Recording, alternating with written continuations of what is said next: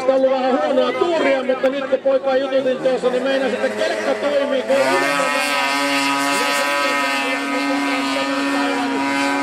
vauhti Niilasjounalla siellä.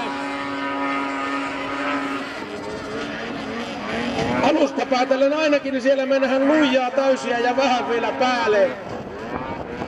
Eli ei se aivan höpöjä puhunut, kun se kehuu, että kelkka toimii. Pikkusen meinaa siellä perällä käyliimaan. Ja pikkusen hyppyttää meitä. Siellä saattaa olla nyt aika tiukilla sääjöt. Ja mikä on väliaika, kun saavuttaa ensimmäistä kertaa maaliviivalle. Hyvältä näyttää. Nurkilla alhaan, eli tärkeää takutellaan. Ja sitten ei muuta kuin hyppyriä kohti. Minkälaisen loikan antaa meille Länsman, niin ei turhaa höröstele. Ja sieltä noin! Annetaanpa Niilasjounalla uploadit. Nyt koputellaan Pesosen kärkiaikaa, se on varma. 1.26.52 Pesosen aika tällä hetkellä.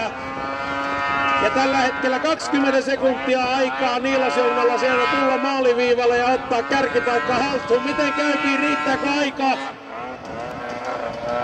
Kyllä se näin on, että kärkipaikka vaihtuu.